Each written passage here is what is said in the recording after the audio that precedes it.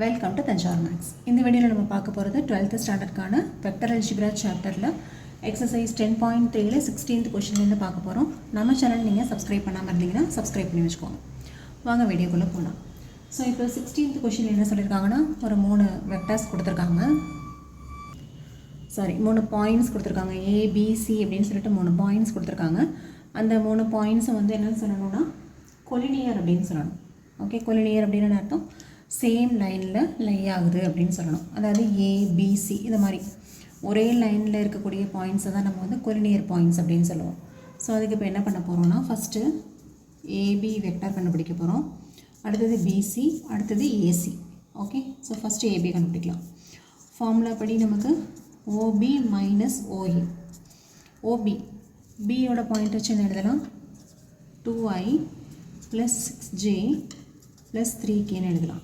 Minus ஏ point வச்சு அதோட position vector வந்து i + 2j + 7kன்னு எழுதலாம்.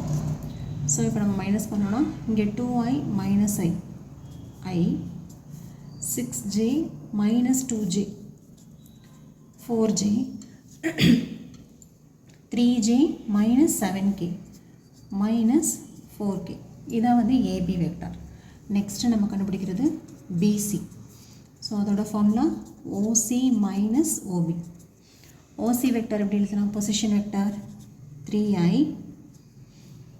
+ 10j - k minus OB vector.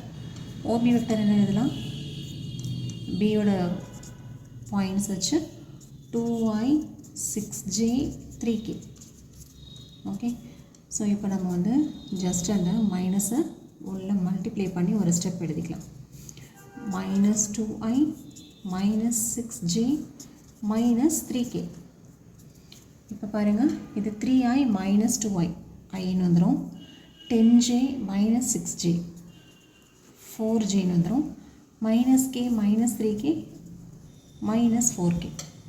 Okay, இப்போ பிசி வெக்டார் முடிஞ்சிருச்சு. அடுத்து நம்மளுக்கு ஏசி வெக்டார் கண்டுபிடிக்கணும். ஸோ ஏசி வெக்டார் எப்படி எழுதலாம், ஓசி மைனஸ் ஓஏன்னு எழுதிக்கலாம். ஓசி வெக்டார் வந்து நமக்கு கிவன் பாயிண்ட்ஸ்லேருந்து 3i 10j - k.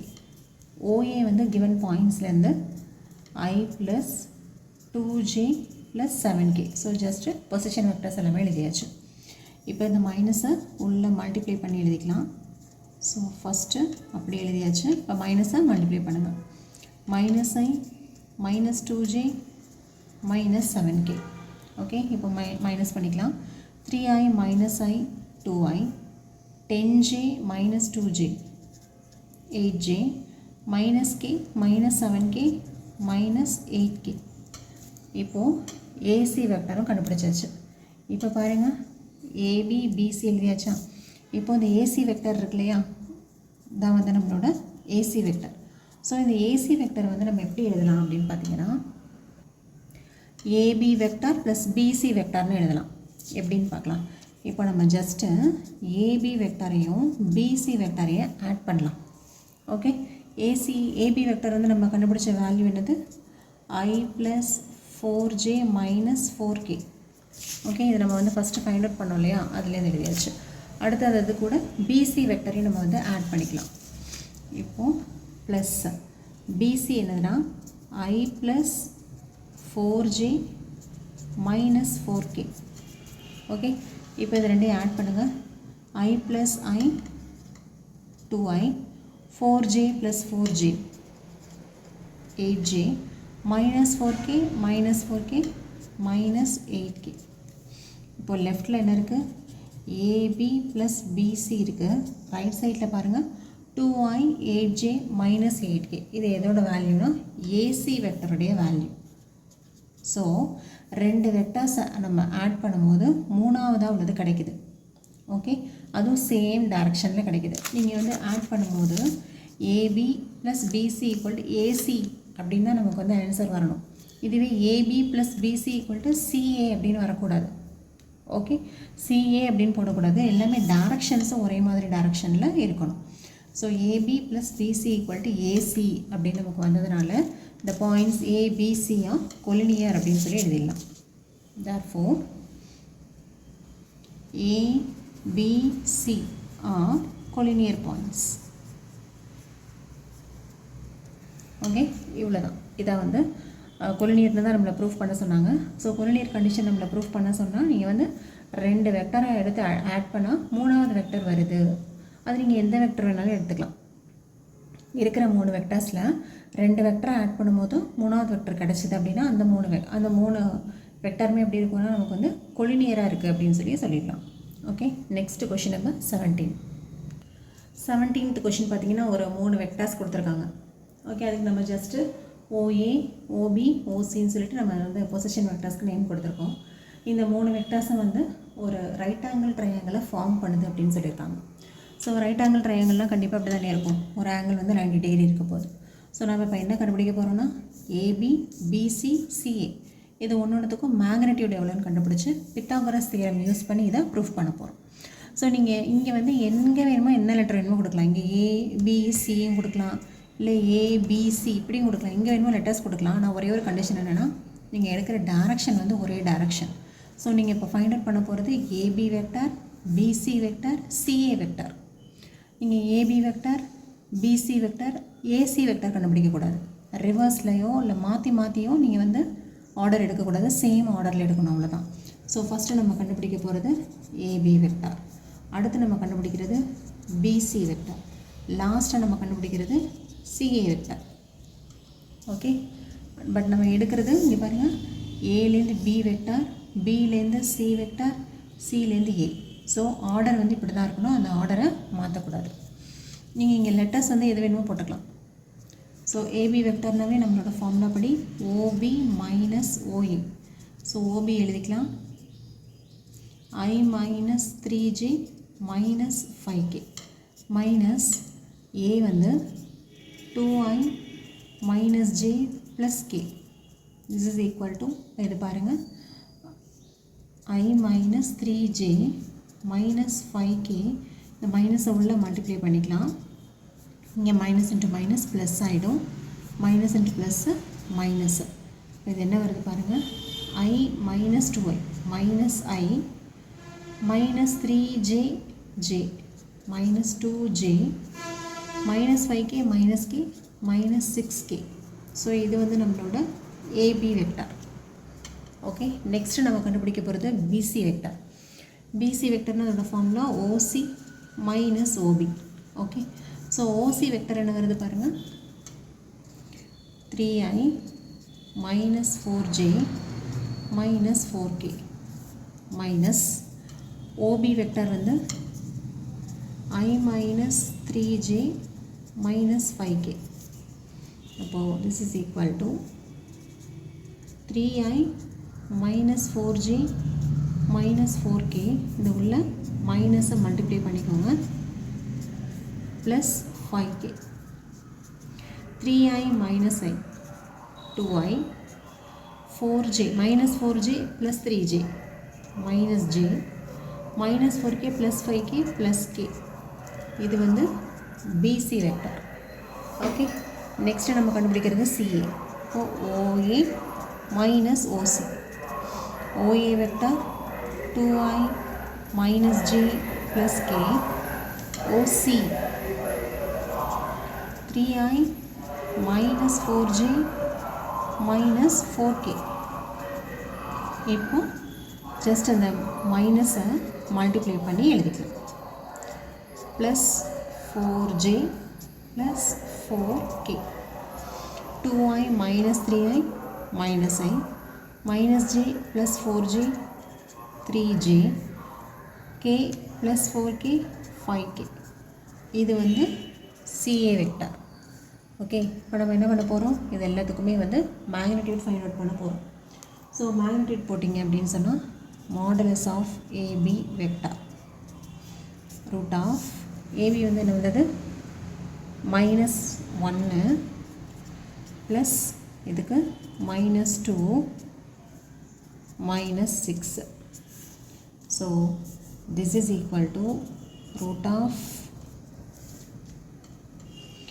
1 plus 4 plus 36 40 41 இது வந்து root of 41 வருது magnitude of AB vector.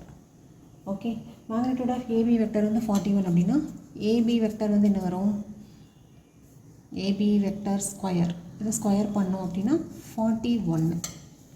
Okay, next நம்ம வந்து BC வெக்டருடைய மேக்னிடியூட் கண்டுபிடிக்கணும்.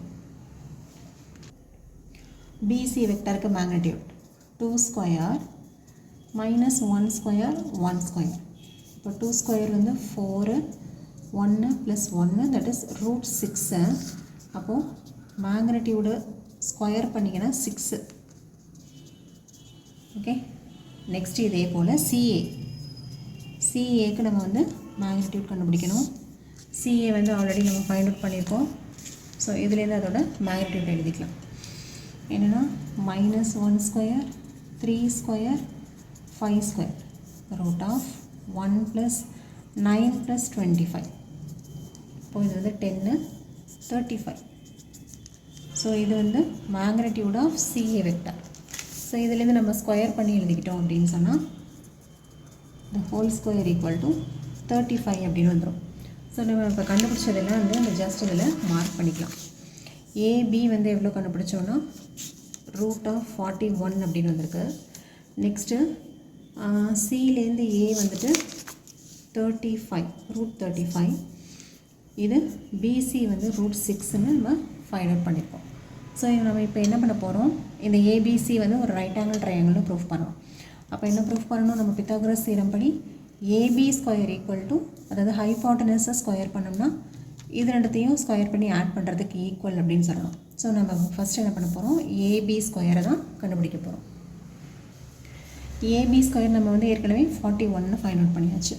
இந்த 41 நம்ம 35 ப்ளஸ் 6ன்னு பிரிக்கலாம். ஓகே, அப்போது 35ங்கிறது என்னது, 35ங்கிறது சிஏ ஸ்கொயர். ஓகே, 6ங்கிறது என்ன பாருங்கள், பிசி ஸ்கொயர்.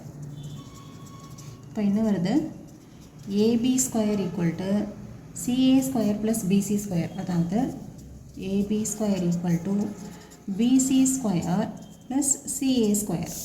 ஓகே, இப்போ இந்த டயக்ராமில் பாருங்கள், AB square equal to BC square plus CA square. So by Pythagoras theorem ABC is a right angle triangle. So by Pythagoras theorem ABC is a right angle triangle. So இதுலேருந்து proof வந்து முடிஞ்சிருச்சு. அப்போ இந்த vertices வந்து ஒரு right angle triangle தான் form பண்ணுது அப்படின்னு சொல்லி ப்ரூஃப் பண்ணியாச்சு. இந்த எக்ஸசைஸோட last question number 18. Question number 18 என்னன்னா, if A is a nonzero vector, so அப்போ A vector is not equal to 0 of magnitude A. அப்போ அதுக்கு மேக்னிடியூட் போட்டால் திருப்பி நமக்கு ஏ வருது. A lambda is a nonzero scalar. அப்போ என்ன அர்த்தம், லாம்டாவும் நாட் ஈக்குவல் டு 0 தான். தென் lambda A vector is a unit vector. Unit வெக்டர்னு என்னது, அதோட மேக்னிடியூட் வந்து 1ன்னு அர்த்தம். இப்போ லாம்டா ஏ வெக்டருக்கு மேக்னிடியூட் போட்டால் 1, ஏன்னா இது வந்து யூனிட் வெக்டர்னு சொல்லியிருக்காங்க. If lambda equal to what, அப்போது லாம்டாவோட வேல்யூ என்னவாக இருந்தால் இது வந்து யூனிட் வெக்டராக இருக்கும்னு கேட்குறாங்க. ஸோ நமக்கு என்ன given condition, lambda into A vector is a unit vector. அப்போ அதோட மேக்னிடியூட் வந்து 1. ஓகே, இப்போ இதுலேருந்து நம்ம இதை லாம்டாவை மட்டும் வெளியில் எடுத்துட்டோன்னா ஈக்குவல் டு 1 அப்படின்னு எழுதிக்கலாம். ஓகே, ஸோ தனித்தனியாக எழுதியாச்சு. மேக்னிடியூடுக்கு பதிலாக சும்மாவும் எழுதிக்கலாம் இல்லையா. This is equal to 1. ஏற்கனவே நமக்கு என்ன சொல்லியிருக்காங்க, மேக்னிடியூட் ஆஃப் ஏ வெக்டர் வந்து ஏ தான். So this is equal to A. இப்போ இதுலேருந்து lambda equal to 1/a. Lambda equal to 1/a வருது. ஆனால் இந்த ஆப்ஷன்ஸில் பார்த்தீங்கன்னா லாம்டாவுக்கு 1 -1 மட்டும்தான் இருக்குது. அப்போ இந்த ரெண்டு ஆப்ஷனுமே வந்து கிடையாது. அப்போ நம்ம கண்டுபிடிக்க வேண்டியது லாம்டா கிடையாது, நம்ம கண்டுபிடிக்க வேண்டியது ஏயோட வேல்யூ தான் நம்ம இங்கே ஃபைண்ட் அவுட் பண்ணணும். ஓகே, லாம்டா வந்து 1/aன்னு வருது, பட் இங்கே ஆப்ஷன் இல்லை. அப்போ நம்ம என்ன கண்டுபிடிக்கலாம், ஏ.